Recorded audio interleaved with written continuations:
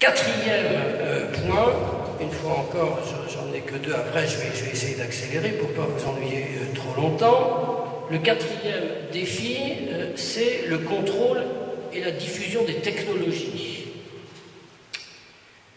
Si vous croyez, ce qui est quand même raisonnable, comme moi, que les technologies sont une dimension de la puissance contemporaine, c'est quand même tout à fait vrai, hein, les technologies de tout niveau, hein. Les technologies de premier rang, c'est les technologies que nous maîtrisons, nous autres pays occidentaux, mais il y a des technologies très intéressantes de deuxième rang, de troisième rang, etc., qui ont été appropriées par les pays qui ne sont pas occidentaux. Par exemple, toutes les puces sont faites en Chine, par exemple. Quasiment toutes, intégralement, y compris une partie de nos puces militaires, ce qui pose d'ailleurs un petit problème. Donc, si on croit que les technologies sont un élément décisif pour définir la puissance, eh bien, il va y avoir bataille autour de la maîtrise des technologies. C'est inévitable. On va se battre pour les garder, on va se battre pour ne pas trop les transmettre, on va se battre pour les contrôler. Et donc là s'ouvre un champ absolument, quasiment indéfini aux rivalités internationales.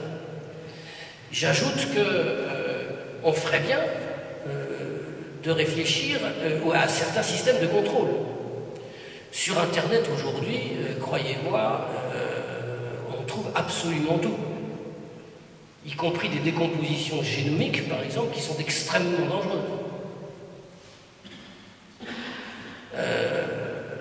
Si vous avez des éléments de virus dont les compositions circulent sur Internet et que ça tombe sur quelqu'un qui est chargé de changer, qui est capable de changer ses compositions, vous pouvez très bien avoir, par exemple, récupéré chez vous, dans votre société, un virus du VIH, par exemple, qui ne se transmet plus par les voies classiques, si je puis dire, c'est-à-dire par les voies sexuelles, mais par exemple par les voies respiratoires.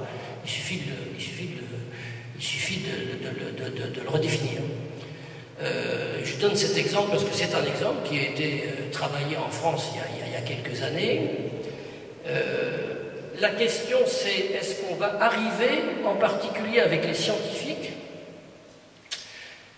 à des codes de circulation et de transmission de ces technologies relativement raisonnables. Par exemple, pour le nucléaire, on y est arrivé. Il y a une société scientifique internationale, des savants nucléaristes, qui s'est entendue dans le sillage d'Oppenheimer depuis les années 50 pour ne pas diffuser des technologies nucléaires. Bon. Ce genre d'accord est juste vagissant, par exemple, pour les technologies biologiques. Il n'y a pas encore d'accord international, il n'y a pas de communauté des savants et il se trouve beaucoup trop de choses en vente libre, si je puis dire, pour ces technologies.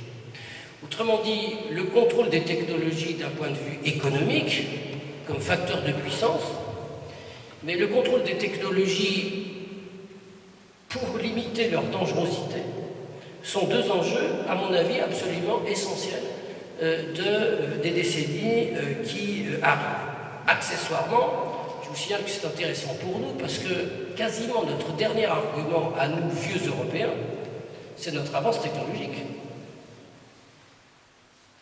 Notre avance technologique qu'on débite naturellement par petites tranches de saucisson à chaque fois qu'on vend des Rafales à l'Inde, c'est pas encore fait, mais ça va peut-être être fait, puisqu'on transfère des technologies en même temps que nos ventes. Ce qui nous reste, puisque nous n'avons plus la production industrielle, il y en a encore un peu dans certains pays, il y en a plus en Allemagne, on ne se rit assez qu'en France, mais enfin, c'est quand même en décroissance un peu partout en Europe. Ce qui nous reste, c'est notre avance technologique, sur lequel nous basons le fait que nous sommes des économies de la connaissance. Si cette avance technologique disparaît,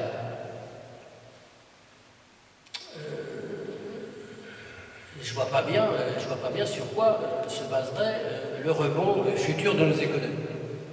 Donc le contrôle de ces technologies est quelque chose de fondamental, et c'est un élément éminemment politique, et qui fait partie éminemment des équilibres internationaux et de la réflexion sur ces équilibres.